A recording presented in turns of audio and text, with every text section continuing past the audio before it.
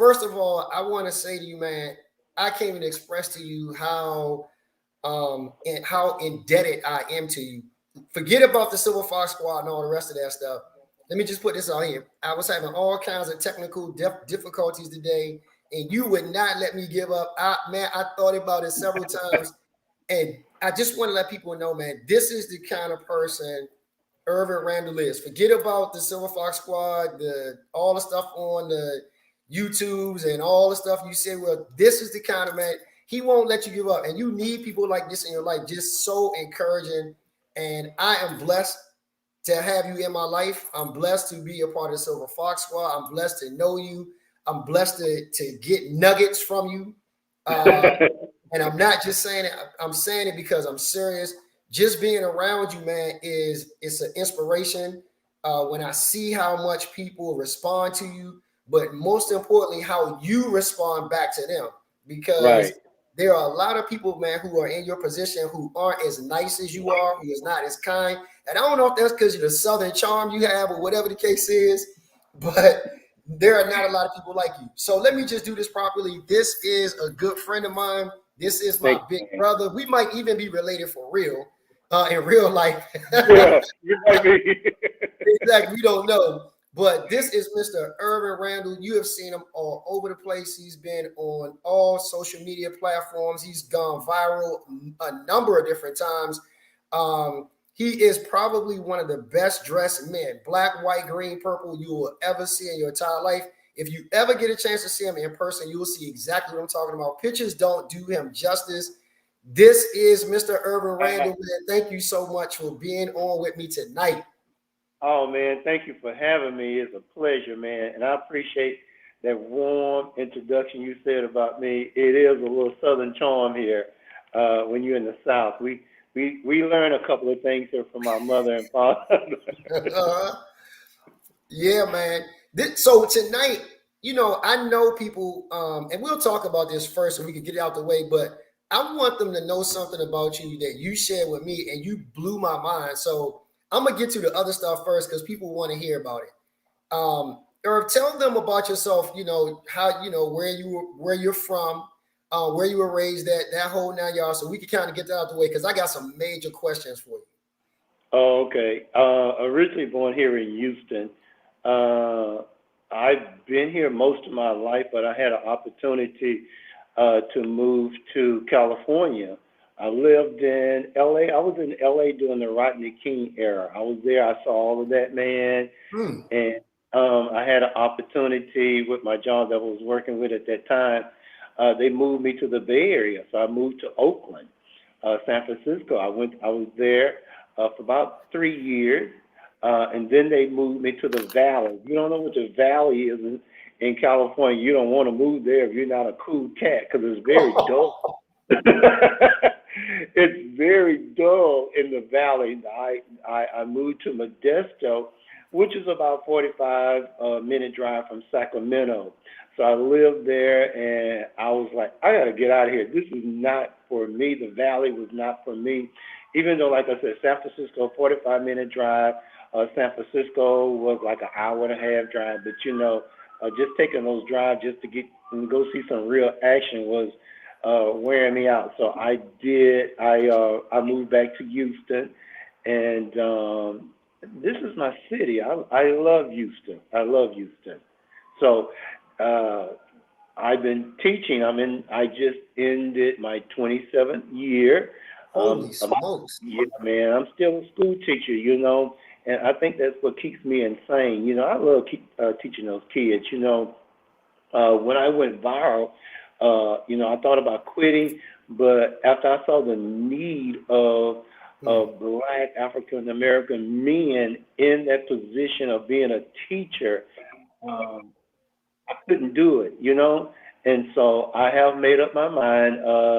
2025 will give me 30 years, so I'm just gonna have to do it at that time. So I'm giving it all I can to these kids, and you know what, man? I can only tell you, they respond. I've seen them. I'm not knocking on the ladies. I'm not knocking them out, but they do respond to men, you know. They learn, they see, you know, because it's a different way of teaching, a different style of teaching that a man can do, a woman can do, but we're both on the same page, but it's a different style. So, yeah, man, yesterday was the last day of school. Those kids, you know, I don't know if you can see this.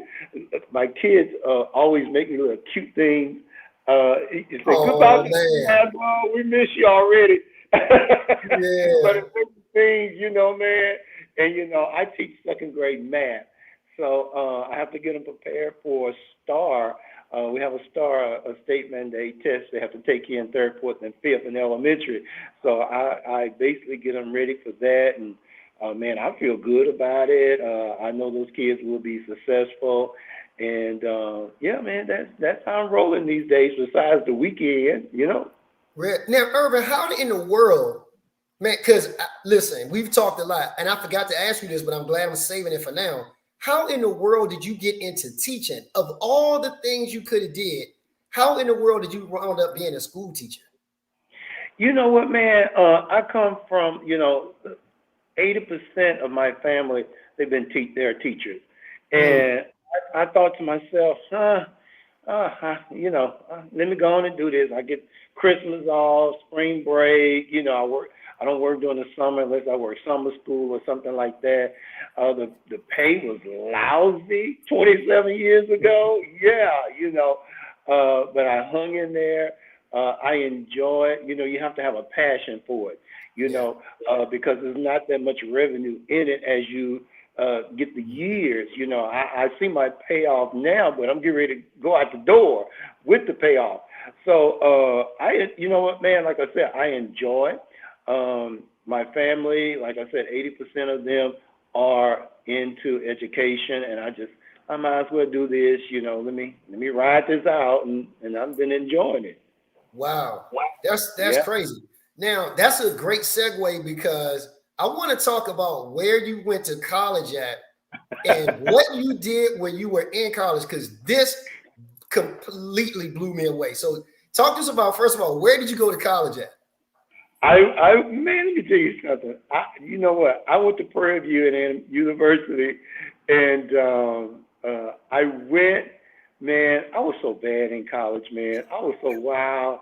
You know, you know, man, I can only tell you when my mom and dad took me to that dormitory and they said, all right, well, we got you in, you got your groceries, you got this, and I thought to myself, you gonna leave me here by myself? I'm only 17 years old. You gonna leave me here, man? And my roommates looked at me, and I had two roommates. One was from Chicago and the other one was from D.C., Washington, D.C. Oh, man. And, yeah. And we were all sitting there. We freshmen, you crowd, you know? And so you know, we on our own. And I had my schedule, man. And I looked at the schedule. I went the first 2 weeks to class. I went just to see what it's about. And when I got so hip, and you know, the upperclassmen, they teach you real quick. They teach you some tricks.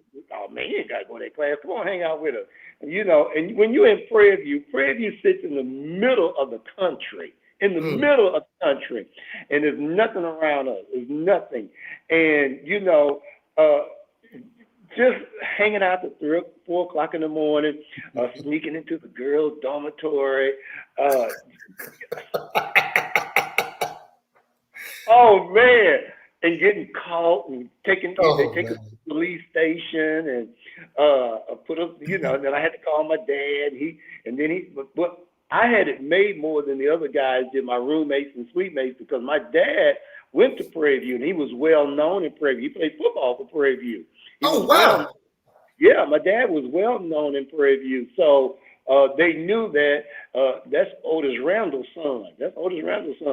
So I can only tell you, when I went to jail in Prairie View, and the bars were being caught out as a freshman because we had a curfew, and I would call my dad, and you know, oh, that's Otis' son, you gotta let him go, you know. So, and I would turn around and do it again by Thursday.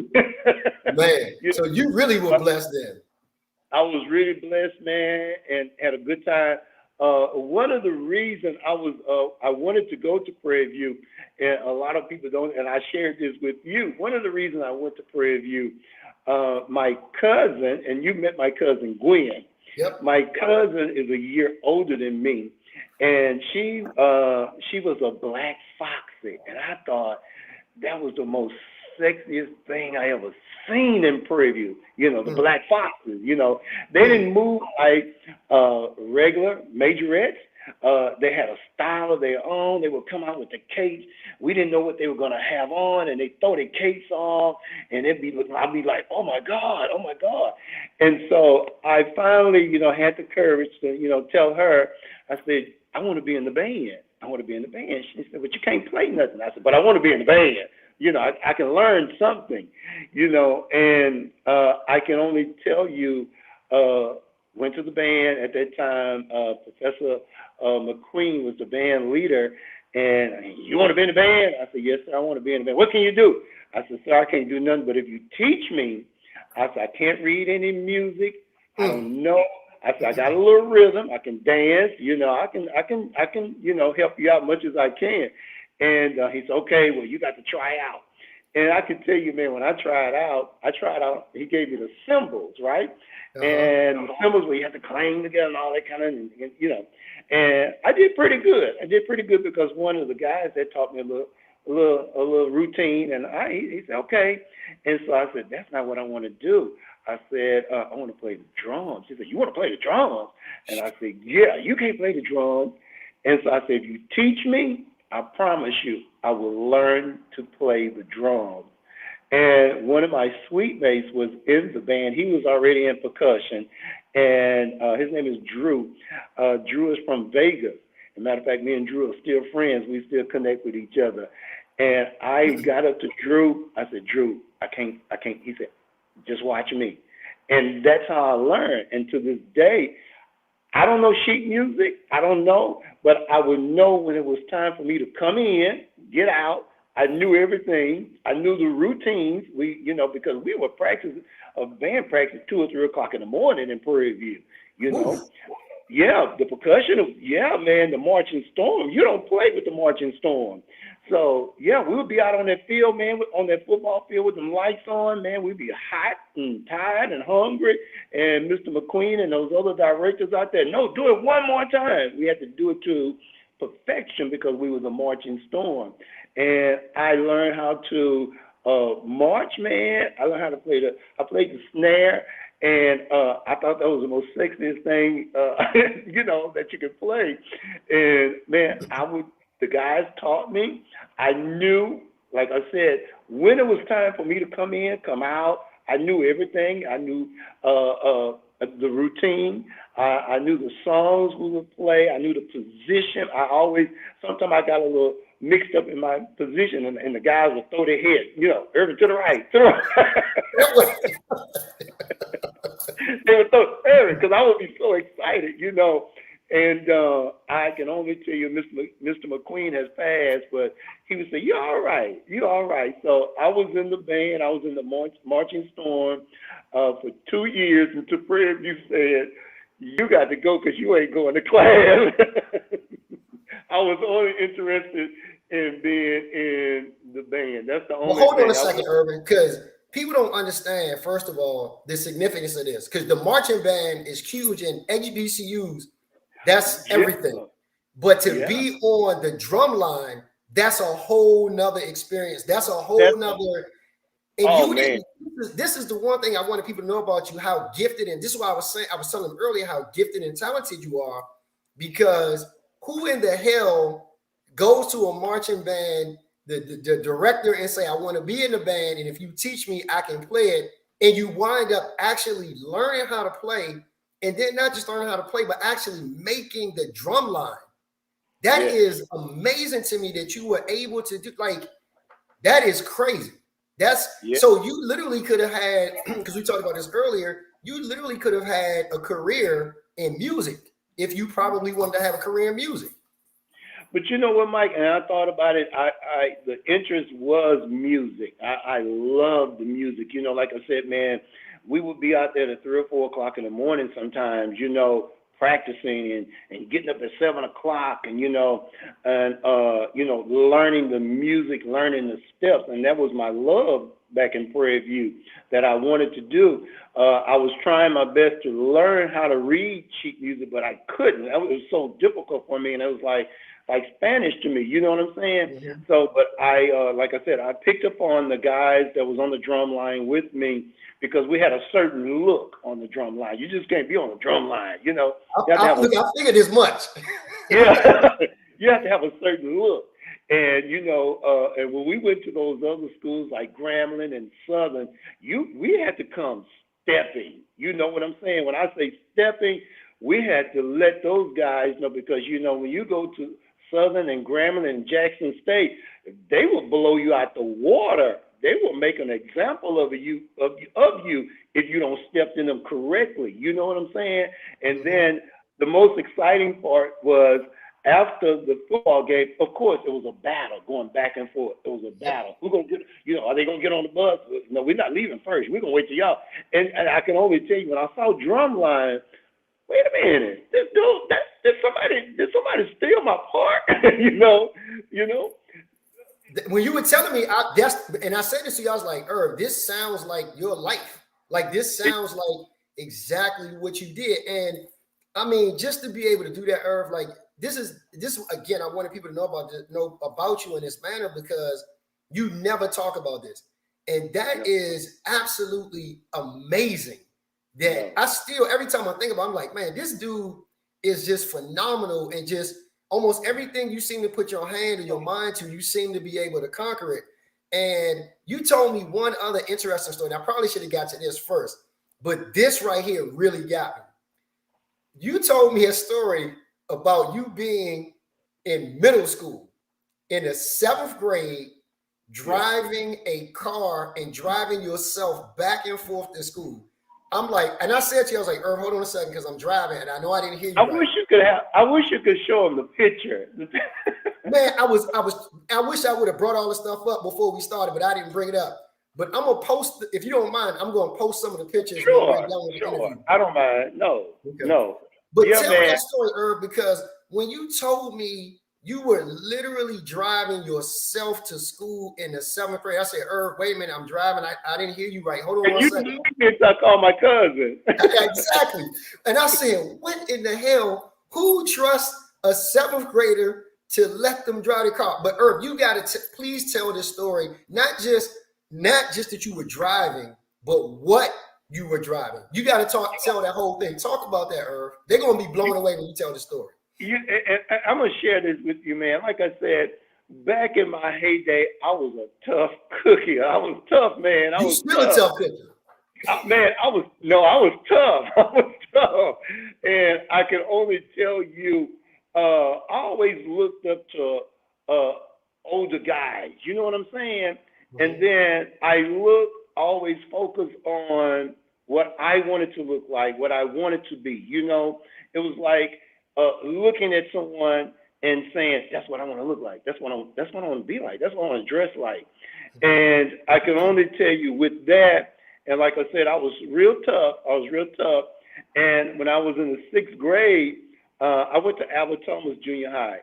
And when I went, we had to walk so far because my mom wouldn't take me. We had to get up and walk. And that first week of school, I got home and I told my mom, I said, I'm not going no more. And she said, why? I said, because I have to walk and it's embarrassing. I said, my fro, time I get to school, my fro done went sideways. I'm sweating. I said, I don't like that. And I said, I'm not going tomorrow. She said, yes, you are. I said, no, I bet you I'm not going tomorrow. And I can only tell you in the 7th grade, I was getting whooping. She said, yeah, you going. Get up. And I would get up in the morning. I would drag. I said, I'm not going. And so my dad saw that. He saw that that coolness that I wanted so desperately. I wanted to be so cool. And my mother, she worked downtown at a loan company, Gibraltar and Savings, which was downtown. She said, okay, let's see if you could drive. Let's first see if you can drive. And I was nervous the first time, man. And I got the hang of it, I got the hang of it real quick. And she said, well, this is what we're going to do. And my dad sits there and he listened and everything. She said, I'm going to let you drive me to work. But here's the deal, Mike. I look so much older than the other kids. I've never been retained in my life. I just look so much older than the group that I was in. I had a full mustache in the 7th grade, and I was shaving. And my dad said, don't shave it because it'll grow back thicker. And I said, well, I don't want a mustache. And my voice was changing, So he said, let that boy go and drive you to school. He can take himself to school. He got to learn to be a man one day. And I can only tell you, driving my mom, she said, okay, let's go. I'm ready. You got to drop me off to work. And my mom had to be at work at 7 o'clock. I would take her, and I had to be at school at 7:45 in junior high. Well, hold on, Irv. Wait a minute. Wait. Because people need to understand this and put it all in context. You're in what grade are you in again? I'm in 7th grade. No license. My dad had just bought my mom a 76 two-tone chocolate bottom, brown top, Lincoln Continental. You couldn't tell me nothing. You couldn't tell me nothing. 7th grade. This is what you're driving. 7th grade.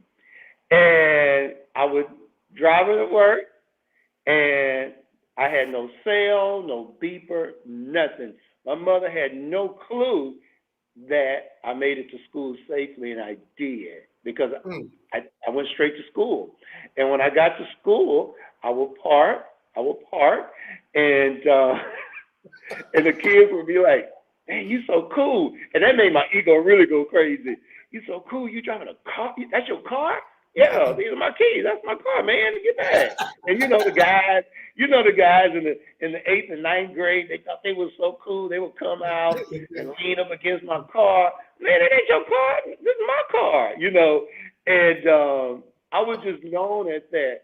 And I can only tell you, like I said, my cousin Gwen, I'm from a large family, a very, very large family. And my mother told me, she said, you have some cousins at Albertomas. And she said, well, I'm going to put you in contact where y'all can kind of meet up, Mm-hmm. And I called Gwen, and I said, I'll be in the front. I'll be sitting on the curb next to a Lincoln Continental. And she said, oh, okay. And so she came around with her and 5 of her friends. It was 6 girls. And I was like, oh, my God, I was so nervous, man. My fro was out here. Make sure my fro was padded down. I had my little Nick shirt on. Oh, man. My we call them elephant ears, those wide bottom pants and my shoes on. You couldn't tell me nothing because I was going to school sharp, And she came up. And she said, I have a nickname. I'm not going to tell you my nickname. And she came up and she said, hey, look, I'm going to find out this weekend. Yeah. She called. She said, I said, yeah. And we talked. And I asked her, I said, how do you get home from school? And she said, oh, my sister goes to Sterling, which was down the street from Albertoma. She'd come by and pick me up. I said, well, I'll take you home. And she said, how you going to take me home? Somebody's going to pick you up. I said, no, this is my car right here. This is what I drive.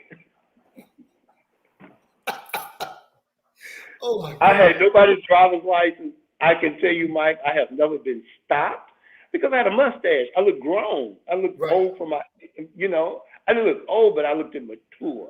And driving myself to junior high school, when I got to the 10th grade, when I went to Sterling, my dad bought my mom, and I sent you that picture.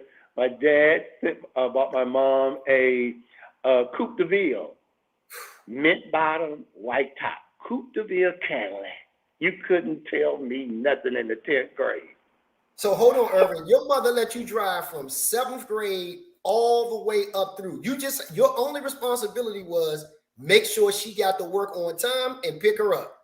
Pick her up. I had to pick her up at 4 o'clock. She worked from 7 to 4. So I had to be there at 4 o'clock. I got out of school at 3:30. I had to be there. Went straight and picked. I never was late because I knew in my mind, if I'm late with her, that's going to be it for me. and I was not going to walk to school anymore. No, you were not going to drop me off. I wasn't taking that. No, no, no, no, no. That Man, wasn't going to that happen. is, Irv, to me, man, you don't even understand how incredible that is. First of all, that your mom and dad trusted you to drive a Lincoln Continental and then to drive her brand new Cadillac. Yes, Man, I'm in the sir. 7th, the 8th, ninth, 10th grade. Yes, Man, sir. oh. I But Irv, had, you told me something else that I thought was funny about the teacher one day. You got to tell this too. When you were when you drove to school, and I think it was either a principal or a teacher came and got you. Mr. Johnson, yes. I was so, let me tell you something, man. I got to school late one time, and I was messing around after I dropped my mom off to work, and I got to school late with the upperclassmen were parked. There was no place to park. I parked in the principal parking spot. And here I go again. You know, my uncle was only 3 years older than me. He was only three, and he set the path for me. He was only 3 years older than me, and he went to Sterling, and they knew that, oh, that's Don Terry's nephew. That's his nephew. And so when I got to Sterling, it was pretty much easy for me there too, because the teacher was, that's Don Terry's nephew, and he's crazy. And my uncle played on the football team, the basketball team, so he was pretty good in sports at Sterling. And this particular morning, there was no place for me to park, and so I'm gonna park in the principal spot. What are they gonna do to me?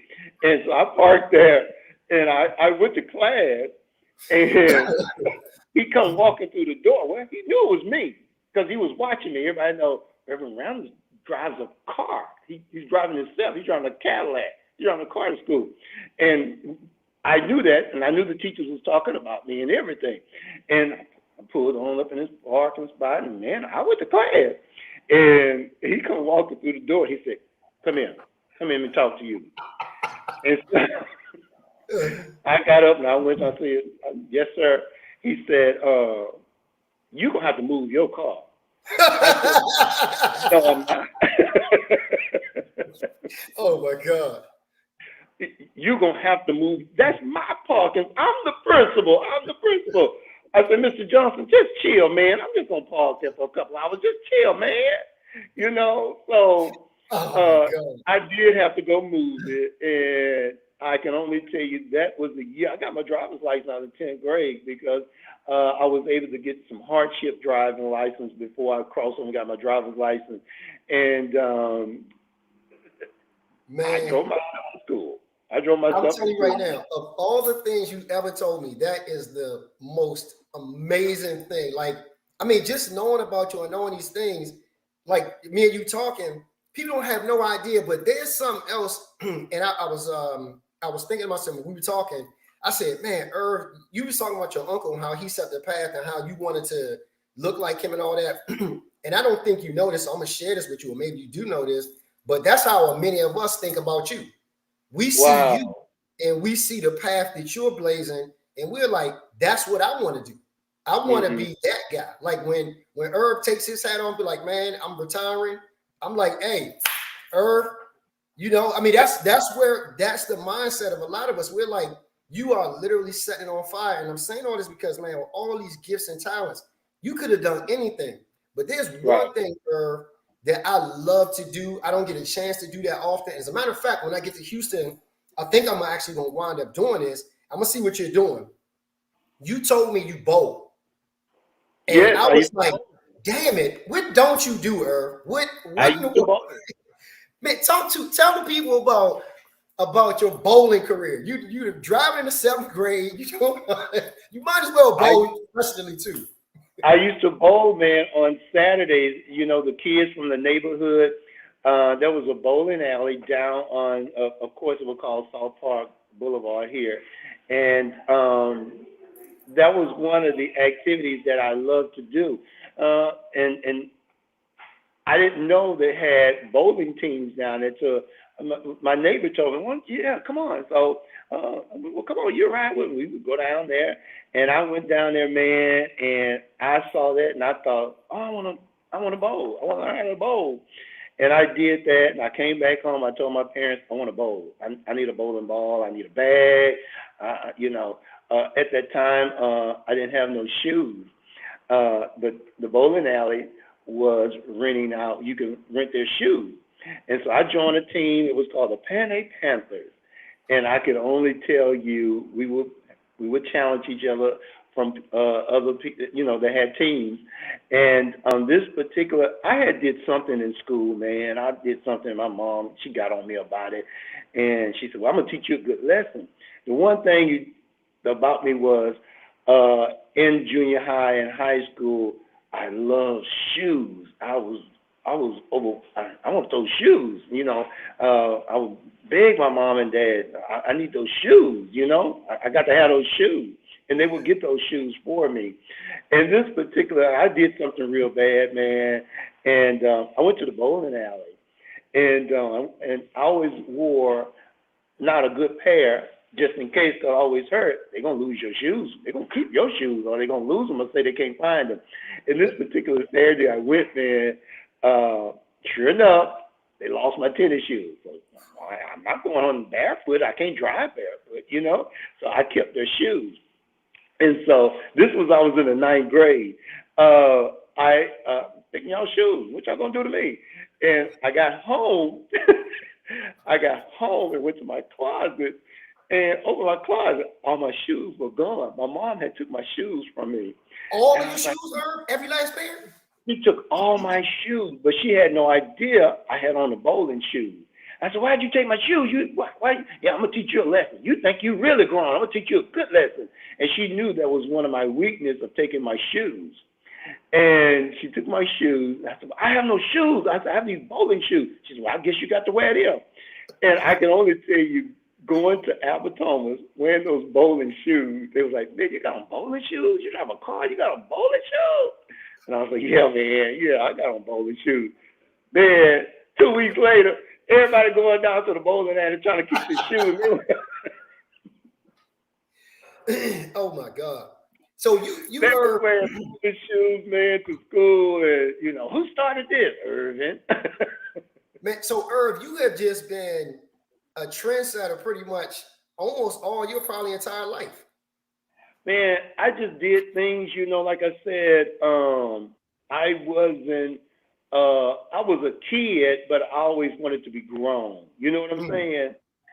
But I had to watch myself because my mom would always tell me, "You'll be grown one day, so you need to slow this down," But I always wanted to do what the other guys older than me, what they were doing. I always wanted to look like them, dress like them, act like them, because I thought that was so cool, and I couldn't wait till my time come to do it, So I enjoyed it, man. When I see some of my old friends, they remind me of some of the things that we did. We used to get in trouble, skip school, and we all climb up in my Cadillac, and we go down to the we go down to Popeyes, and and then they send one of the counselors down there to, "Hey, you boys down here skipping? Yeah, we eating chicken, we hanging out, Oh man, that is funny. I mean, all of this, and I can see now how your style developed, or how you develop your sense of style and all that. But tell us, just moving fast forward a little, because I know you don't have a whole bunch of time, and I know people want to hear about this. How in the world, Irvin, did you come up with the concept of the Silverfox Squad? Because that whole thing has now become a movement. Like, you started something with bowling shoes. You started even from an early age. You started these different trends, and now you've done it again, and you've done it in a major way. I mean, and this, a major way where there are other guys or groups who are trying to emulate what you started. And so tell us about how in the world did you come up with this concept? I mean, it's a genius concept, and it's surprising nobody had thought about it before, but you sat down, man, and you plotted, planned, put this whole methodology together, you made all the right steps. You would always tell us, just hold on, be patient. We're going to do this and watch what happens. We're going to do this, watch what happens. You just, every single step of the way. How in the world did you, how in the world did you come up with this concept? You know, man, I can only tell you when I went viral in 2016, they had grouped me with some European guys, and I was the only African American. I thought to myself, okay, that's cool. I'm glad you look at me like that. You Mhm. know, they were saying 54 was the new, that's when I went viral. 54 is the new 24, you know. But they had grouped me with European guys, and I was like, okay, where are my brothers at? You know what I'm saying? Mhm. So, with that being said, is being on Instagram, I ran across Titus. I saw what Titus. I said, okay, okay. I saw what he was doing. I ran across Odell. You know, Odell. When I first got on Instagram, Odell inspired me. You know, to grow my beard. You know, I didn't know him, but when I saw him, I said, that's what I want my beard to look like. You know, Mhm. so he inspired me to grow my beard. You know, and I looked at these guys and I was like, wait a minute. If they want to put me in a certain category as with these Europeans, why can't I develop something like that? You know, and that's where that idea came up. I started DMing, you know, hey man, you know, you want to be a part of this? You know, some guys said no, they was afraid, you know, things like that. But of course, Titus, Odell, Winston, you know, those guys jumped right in. And like you just said, I told them, I said, hold on, be patient. Just be patient with me because this is going to go somewhere for us. It's going to go. I can feel it. I'm always, with me, Mike, even when I get ready to go out on a shoot or do videos, anything like that, I can visualize what it's gonna look like. Mhm. So with that being said, I can see where this group was going to go, but we had to be patient with it. You can't rush it so quickly because I didn't want it to end quickly. I Mhm. want this to last, you know? You know what I'm saying? So with that being said is I am just so grateful that you guys believe in my vision and having so much patience with me as to what I see and what's good for us. What's good for us. And with that being said, a lot of things are happening for us. A lot of things. A lot of things. Whoever thought? You know, just like you just said, when you're on the ground, you know, I've seen these other groups out there forming, you know, these guys trying to get, I see it. I see it, and I salute to them. I wish them very well, you know, but we have essence, you know, essence. We got essence. Essence wants Silverfox Squad. That's crazy. Essence want us there. What else? What else? You know, we were on Steve Harvey. You know, we were pinching each other. Man, we have Steve Harvey show. You know what I'm Yeah. saying? You know, and sitting there talking to him. You know, I explained to a lot of people. You just saw 10 minutes of it. That's all you saw. You saw 10 Yep. minutes. We sat on that sofa, and you can say this. We sat on that sofa for over an hour and a half. You know, just talking, just Yeah. just just Yeah. talking. So, with all that being said, the vision that I see, and I promise you guys, I'm gonna get you on two talk shows. I got you on one, and I'm working on the next one. And I said I'm gonna get you on two talk shows, and like I said, just be patient. You know, a lot of guys want things to happen overnight and quick and fast and in a hurry. You know, I do believe in waiting for what's gonna come to you in the right way. Yeah. I mean, Yeah. you said it, man. I mean, I'm a backseat, witness to this, and I'm just sitting back and I scratch my head and I'm like, when I first went viral with you was when we did the yacht. And I don't know if you thought that would go viral. In my mind, honestly, Irv, you know what I was thinking? I gotta get my chips up because my money not right. Uh huh.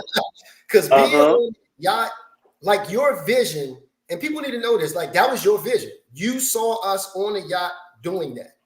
And I promise you, my whole life changed once I stepped foot on that yacht because I started thinking, Mike, you got to do more. Like there's so much more to life than Right. how you're living it. And you know this, Irv, being out on that yacht, it was amazing. It was absolutely amazing. But what was even more amazing is what happened or what followed that, in that the Shade Room, they first picked it up. And we was like, whoa, the Shade Room picked this up?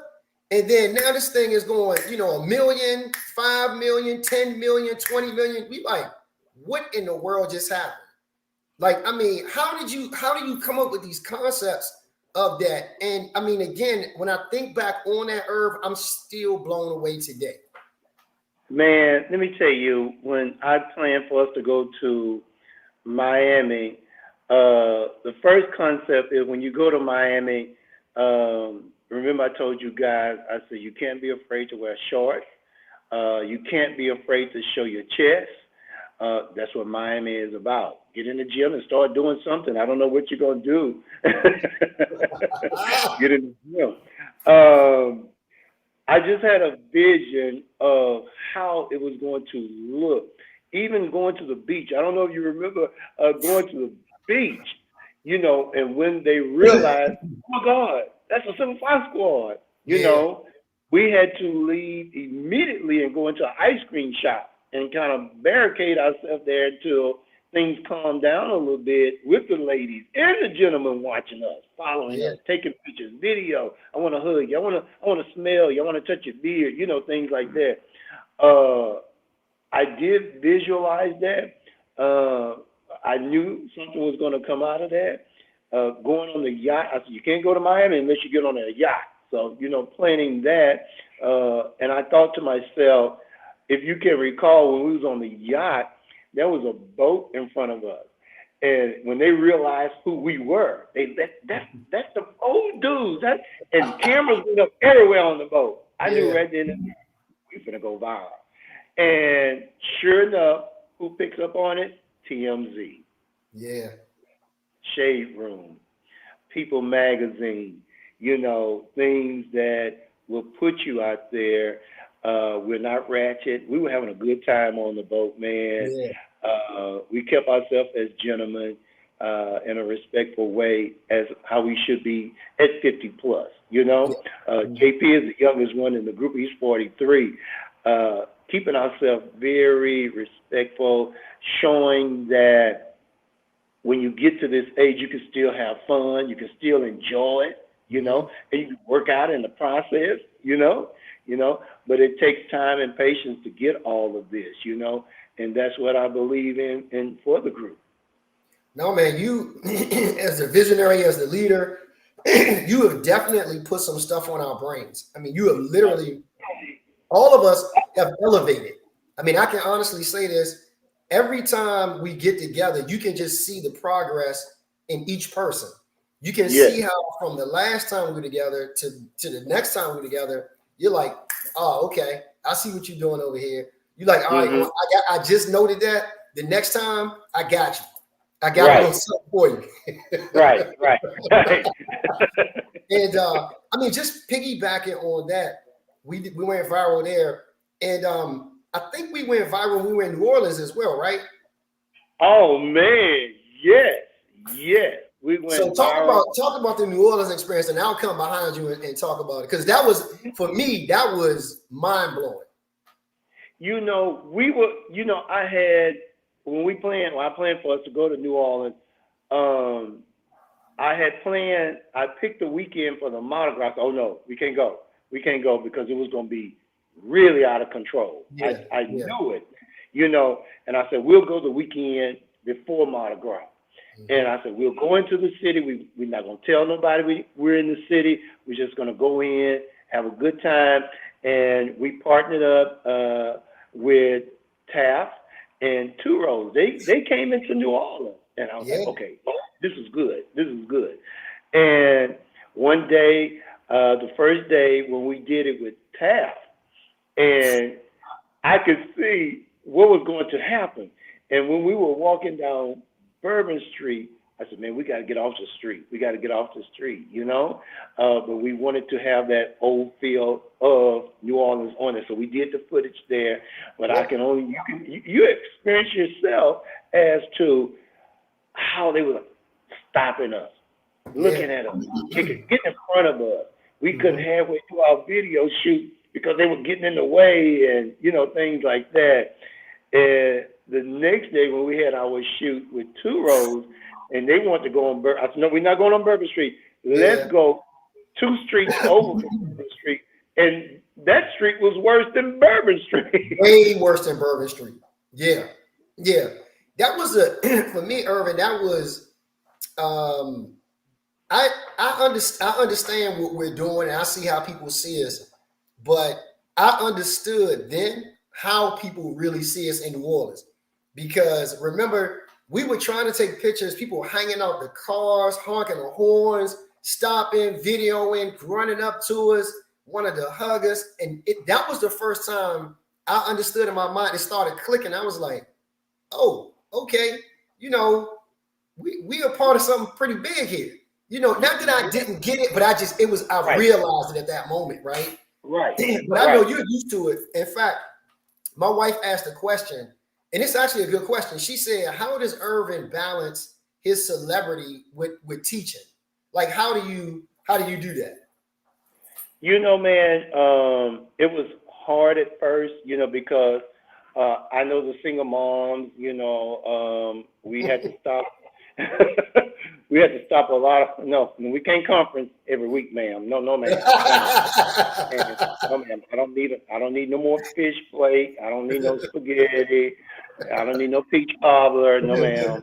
You know, I was getting the food left and right just to get in, you know, and it was hard, but I had to watch myself as to what I was putting out there for my image. You know what I'm saying? Mm-hmm. You know, I look at as, you know, Irvin, slow down. This comes along with this. This comes along with this, and I want this to last. I want this to last because I'm enjoying it. I love it because what I was doing, not only giving you to look at how I'm aging, the younger guys start coming in and looking at me how I was aging, how I'm carrying myself, how you act in public, how you talk in public. So I had to watch all of that, and because I wanted to put out, I'm putting out there, this is what gentlemen should act like, you know. With the role that I have now, it has not gone to my head. I have not changed. You know, the older I get, the wiser and slower I get. You know, I get some aches and pains, you know. So I've learned to deal with that. But I've taught myself as to when I go in public, in certain places I go, certain places I cannot go anymore that I used to go to, you know. I have to watch that. When people see me, most of the time, you know, I'll have on a baseball cap and some dark glasses or something like that.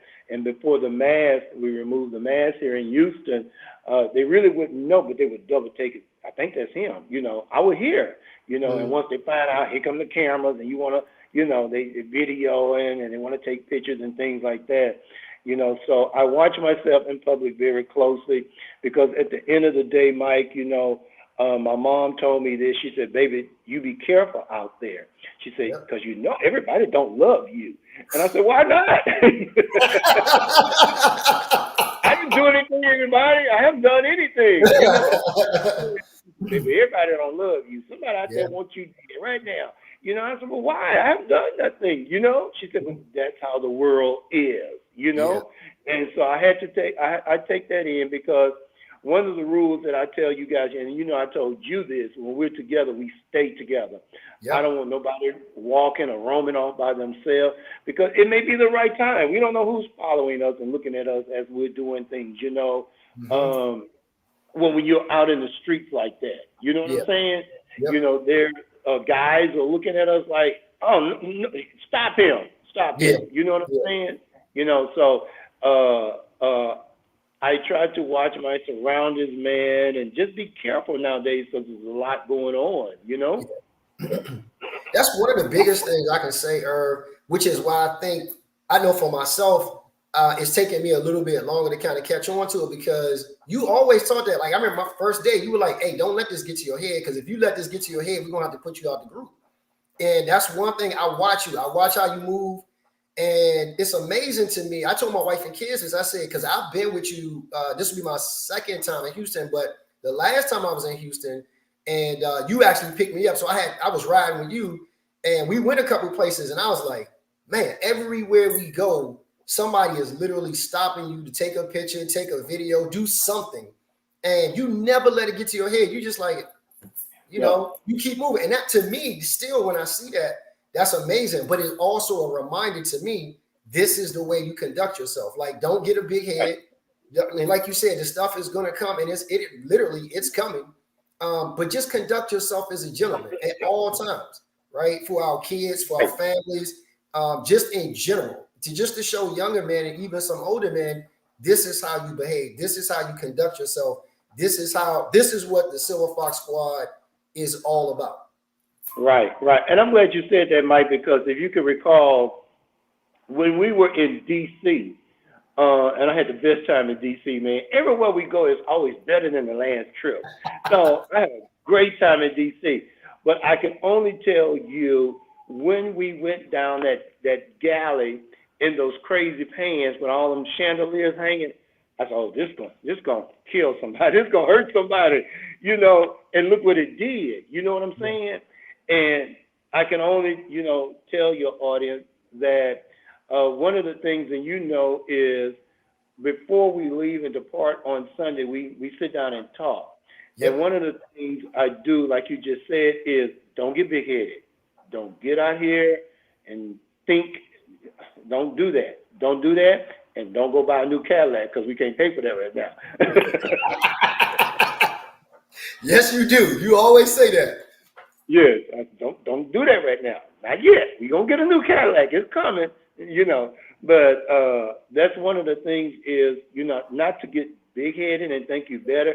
In this group, you know, I look at you guys. We're competitive, but we see each other. You know what I'm saying? And we learn each other. We know each other in order for this brand to grow. Just like you have your brand. I came to your store, and I want to try on everything. I told you I need them 2 pair of shoes over there. I need that hat, you know. So I love your brand. I see that your brand is doing for you, you know, and I love that.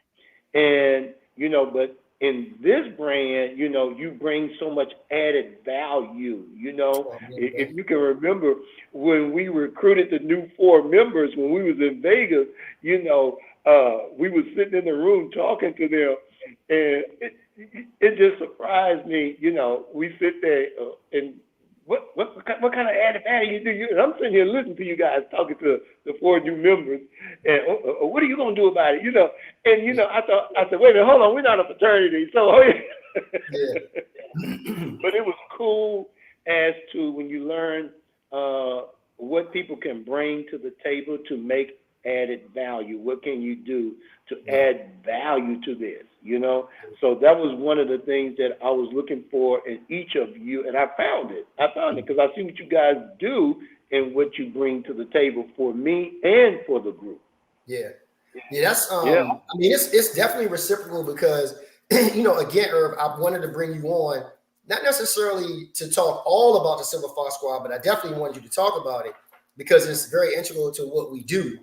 But I wanted people to know another side of you. And all of us, I think, know this about you. But, you know, and all of us have our different stories about you and with you because we've all spent time. Well, for the most part, most of us have spent time with you. But I've had a chance to spend a good amount of time with you. And since you were talking about DC, it was a very stressful time for me. And because I was doing my first fashion show and it was featuring the Silverfox Squad. So that was an extra added pressure I felt. Because I was like, man, I got to make sure that whatever I put these guys in, first of all, they're my brothers, but we are the Silverfox Squad. We got a lot of eyeballs watching us, and I can't let them down, right? Not necessarily for my brand, but for the Silverfox Squad brand. And I know I called you about 1,000 times leading up to that week. And I know I'm sure you probably like, man, if this boy called me one more time with something. And I remember... Hey, look, Irv, I gotta tell people about you, man. You're like the big brother I never had because I'm the oldest. And so I look to you, like you said, you look to your uncle and these other guys for this kind of vision and this kind of, okay, how am I going to do this? This is how I want to age. This is how I want to look. I want to grow gracefully like this. And I was asking, I was like, Irv, man, and you just kept saying, Mike, it's all right. It's going to be fine. But this is the one thing you said to me that changed everything. It settled everything in my spirit. I got to the event space earlier than you guys did because I had to set up for you all to come in. Right. And when I saw y'all come in and you were at the front, everybody was wearing black, looking sexy as I don't know what. And it looked like y'all were moving in slow motion. Y'all couldn't see this. It looked like y'all were moving in slow motion, and everybody was slowly but surely moving out the way. So the aisle just got bigger and bigger and bigger. And I said, okay, we about to do something. I can feel it. We about to do something. I was still a little nervous though. And I said, the lady said, we got 15 minutes. You literally came over to me, put your arm around me, and you said, Mike, we gonna go on when it's time. And I said, she is pressing me. You said, Michael, we're going to go on when it's our time. And I felt it the last time you said it, but I really got it when we first went out and I heard the reception. I said, man, Irv was absolutely right. And you just calmed me down. You was like, Mike, it's gonna be all right. It's going to be fine. Right. And once we hit it, man, I was great. And I saw everybody just kind of doing their thing. I was watching JP, I was watching Daryl. I saw you come. I mean, just watching all the guys, Steven, Titus, Winston, everybody just kind of, it was so crazy to watch everybody just do their thing. It was like, oh, man, I told you, man, you worry too much. You worry too much. We knew we were going to show up and show out. That's what we have to do for this brother. Show up and show out. Give it your best, but have fun with it. And that's what we did. And you were so stressful. I said, man, calm down. It's going to be okay. It's going to be all right. Oh, man. I was stressed like I don't know what. But you definitely, that's the kind of big brotherly thing that you do, man, that, you know, I'm pretty positive all the guys have experienced that at one point or another, and talking to you about, you know, just this other life things, because you're a dad, you're a granddad, you all these things, you're right. All of these things. And so, you know, when it's time to put on these different hats, you seem to kind of vacillate and move and, you know, making sure different things are taken care of. And you take a great interest in not just us helping the Silverfox Squad, but you take an interest in each and every person in the group. And that's unique, right? That's not, I don't take it for granted. And I know that other guys don't either. But that's just another, you know, that's just more kudos to you and as to who you are as a leader and founder of the group, and just trying to make sure that, listen, guys, I got a vision for us. We're going to get there, but this is how we got to do it. We got to do it this way. And that's the one thing I'm learning about you. Like that's whole Southern Charm thing, like here in DC and other places is real fast. Everything is just real fast, moving. And it's sometimes hard to slow down. And so I know for me, my mind is always clicking, and you be like, Mike, gotta slow down a little bit. I'm like, man, Irv. But that's just one of the things, man, that I know I love about you. I know the other guys do as well, man. We just really appreciate you and all that you do. And again, I wanted people to see you. I wanted to see this side of you, as opposed to always seeing the other Irv, because they know who that Irv is. But the bowler, the guy who could have been a professional bowler, could have been, you know, a professional musician and all these other things. And you decided to, you know, kind of walk this walk, man. I just thought it was amazing. Right, man. And I appreciate you guys so much, man. You just don't know, like I say, the value that I see in you and the other guys that's in this squad. I mean, you know, I know amazing things are happening. They are happening, and more amazing things are going to happen for us as long as we be patient, we stick together, we don't get big-headed, and we don't think that one is better than the other. You know, we have to look at, you know, that way too, because a lot of people are probably saying, excuse me, what happened to the other members? You know, when you decide to get big-headed and think you better then the next person, it's not going to work out. It's not going to work out. So that's one of the things that you have to understand when you're in a group. That's why some groups don't make it, because there's some controversy in the group where somebody's not getting along with the other person, you know. And we've seen it a lot with singing groups, you know. You know, we've seen groups don't last 2 or 3 years. They break up because of, you know, there's always a problem. And that's one of the things, you know, when we go out of town, and you can say we have our meet and greet that Friday night when we get in town. We break bread. We have a couple of drinks. We get to, you know, learn each other's aches and pains, and, you know, we talk about everything, and that's how you get to know someone. So when you bond like that, that makes us stronger. That makes us stronger. And that's one of the things I wanted to do, is everybody get together, pair up with somebody, and get to know that person. You know what I'm saying? You know, Daryl just had surgery. You know, I called him. I said, "Hey, brother, man, I wish I could be there with you." And he told me, "I'm gonna be all right. I'll be all right." You know, and I sent out a text, a thread, and I said, "Hey, brothers, Daryl," and he didn't want too many people to know about it. And I sent out the thread. I said, "I'm gonna send a thread out," and I got everybody in. And man, the thread went so crazy. He called me. He said, "Irvin, you didn't have to do that." I said, "No, man, that's what we're for." You know what I'm saying? Yeah. You know. So that's one of the things that like I said, I want for this group, the closeness, for us to be together, because I do believe we could be around for a long time. Yeah. Absolutely. So, Irv, man, we've talked a lot, and I know, again, your time is valuable. Yeah. I just got to thank you so much, man, for hanging in. No, man, thank you. No. You did not have to stay on. I mean, I am indebted to you. But before we go, I am excited, man. We are going to be in your hometown this weekend, June 11th. It's going to be absolutely crazy. You tell the people about it, Herb, but it's going to be bananas. This weekend, the Silverfox Squad is having our first event, Love, Fashion, and Health, here in Houston. And it's going to be in 3 phases. It's going to be an opener. We have a host, Lisa. And then we're going to go down for the second part. And it's going to be an open symposium. Just like you and I are talking, we're going to have Lisa here to be our Oprah Winfrey into asking us questions, you know. And, you know, there's some questions they want to know about us. You know, we don't talk too much. Models don't talk too much, but we go talk, okay? So we're going to have that. That'll last about 20, 25 minutes, because we don't want to bore with talking too much. You know, and then we're going to dim the lights. We're going to turn it to a little cocktail hour. You get to mix and mingle.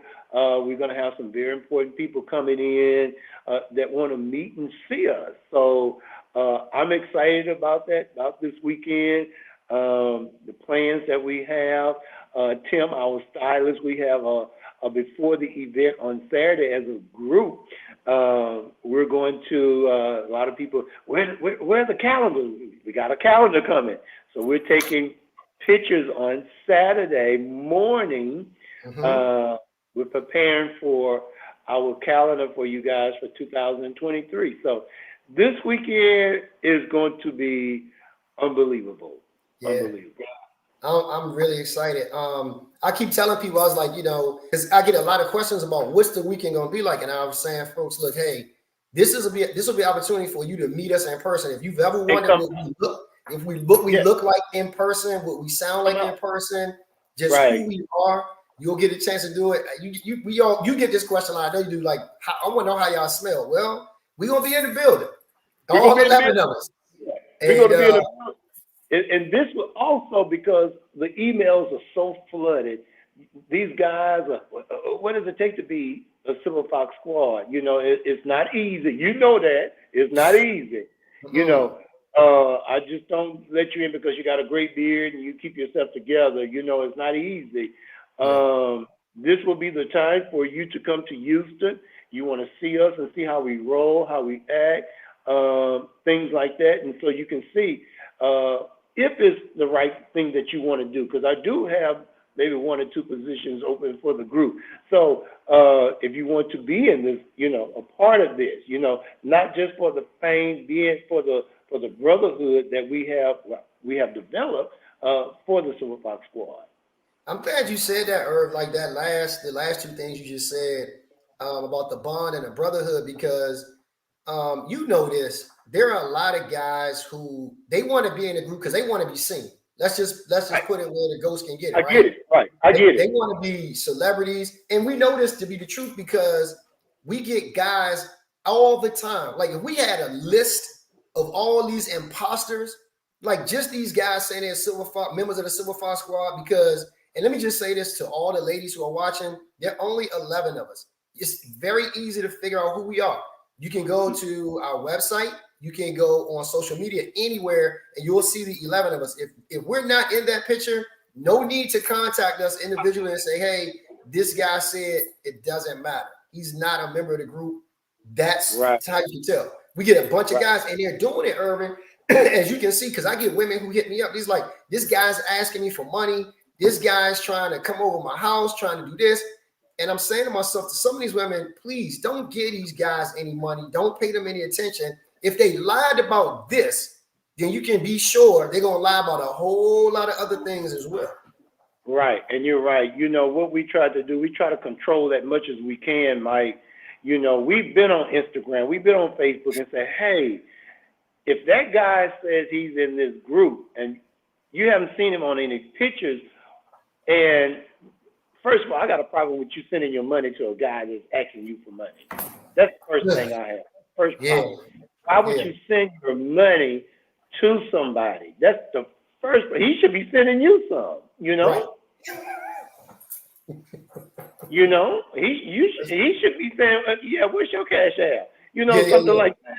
Instead of you digging in your purse and sending him because he said he's a Silverfox Squad, and we don't do that. No, we don't do that. That upsets me because I see these guys out here and they say, I am a member of the Silverfox. No, you're not. Yeah. No, you're not. I am very delighted you look upon us like that and you want to be a part of this, but sir, you're going about it the wrong way.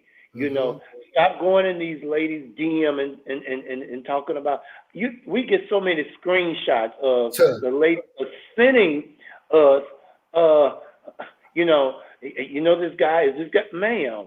If you don't see him on that fan page standing up there on Canal Street, he is not in this group.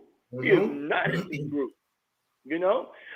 Before the new members came in, it was 7 of us, and we took a picture in D.C. in the street, with 7 of us. So now that it's 11 of us, that picture has changed. If you don't see him in the picture, he's not in the group. And why would you send your money to somebody you don't even know? I know. That's crazy. But it happens all the time. It's happening all the time, So I just wish that the ladies would not do that, fall into that trap, that catfish, that foolishness, and everything else that goes along with it. Because when I saw it for myself, where guys were pretending to be me, it burned. It was burning me up. Why are you doing it? And you're taking my pictures. And you go, and I guess one of the popular names now is Kingsley. So you take my pictures, you snatch my pictures, and you put Kingsley, and this is my private page. Nobody don't have no private page. No, we got a page. You're the only one that has a business page and your personal page. Nobody has these extra pages where you can slide into somebody's DM and go on with that foolishness, because that's not, I don't stand for it, man. I don't do that. Yeah, no. Yeah. Well, listen, it's been an honor, man, to have you on. And again, just want to remind the folks, Irvin, because we didn't say this, but I want to make sure they know. Again, we're going to be in Houston this weekend, Saturday, June 11th, at the Mosaic Lounge, right? It's the Mosaic Social Lounge, because we got a couple of texts today. There used to be Downstairs, there used to be a Mosaic bar and social lounge. That is Oh, closed. Yeah, okay. that's closed, but it's downstairs on the main level. We're Hmm. going to be at the Mosaic Social Lounge on the seventh floor here, on the seventh Okay. floor. It's on the flyer, and I Yeah. have to, it's on the flyer. What's the seventh floor? It's not closed. We'll be here. Yeah, yeah, yeah. And if you want to attend and you have not gotten your tickets, please go get your tickets right Yeah, now. we'll get the ticket If you now. go to our page, our Instagram page, in the bio, the last line of the bio, there's a hyperlink. You just click on the link, Right. it takes you right to Eventbrite. You can purchase your tickets there. And please, guys and ladies, don't wait until the last minute, because I promise you, if you don't make it, you're gonna hear about it, you're gonna see it on social media, you're gonna be crying and whining about you should have been there, and you Should don't have have the been there. opportunity to come out and be with us. And also, too, it's gonna cost you a little bit more at the door because you waited to the last minute. And then, Right. Irv, on top of all of that, I've had this question, and I tell people, do not come with athletic wear. No Timberlands, no jeans. No. You can wear hats, but no baseball caps. This is a very grown and sexy event. Come Exactly. dressed appropriately. Don't come with, where we can see through your clothes, because that's not what we're doing. But it is Right. a very grown and sexy event, and we want you to come out looking your absolute best. Put on like you was going to the Grammys or whatever. You want to get dressed up all the way dressed up. It's that type of event. Did I miss something there, Herb? No, you hit it right on head, man. We want you to come out dressed to impress. Like you said, no blue jeans, no tennis shoes, no baseball caps. You can wear your fedoras, you can wear your hat, but nothing that's going to make you stand out. Look like you don't belong here. So Exactly. we want you to come out and have a good time with us, get to see us, take pictures with us, have a cocktail with us. We have our signature drink is going to be in the house. Come out and try that, and just have a good time with us, man, here in Houston. Yeah. And then look for us, our next event, if I'm not mistaken, Herb, we're going to be, and you mentioned this earlier, man, we have been so blessed to be invited to be at Essence. Man, Yeah. to Oh my be at God. Essence, Herb, like it's, Yeah. every time I think about this, I'm like, we're going to be at Essence? Like, we're going to be on one of the stages, like the Silverfox Squad will be on one of the stages at Essence, Yeah. along with the Janet Jacksons and all these other kind of. I'm like, what in the world, man? God is moving. But I don't know if you want to jump on that, talk about that for a second as well.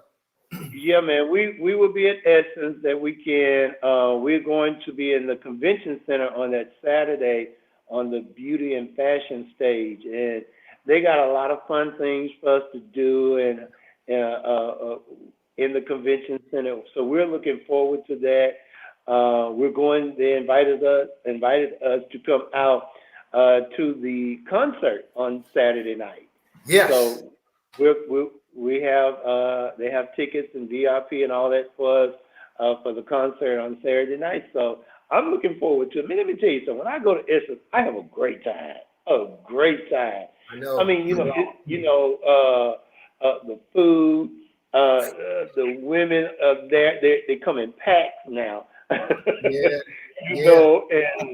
And it's just it's a good time to have come together and just have a good time and some good music, some good food, some good cocktails, and just make it. And we're having a day party too, right? We have a day party on Saturday at Neo's. Yes, we are still in the process of getting that together because he's afraid of us now. When he looked at our page, he's like, I didn't know it was going to be like this, So the security, let me tell you, with security in New Orleans, they're running short because you're going to have a lot of celebrities in town for the weekend. So we're trying to work that out with him as far as having a proper security in there for us and you. Yeah. Yeah. But so we're on tour. This is the Houston is the first stop. Next stop is New Orleans, and we're going to go throughout the rest of the year. And I know, Irv, I'm not going to mention anything. I know we still got other things in play, but Right. we have the end of the year, December. The thing that some things we're working on. Just gonna say, ladies and gentlemen, start saving your money, putting it to the side. It's gonna be some major stuff happening. It's gonna be some major things, and come out and see us. Yeah. Listen, man, love you. I can't wait to see you on Friday. And yes.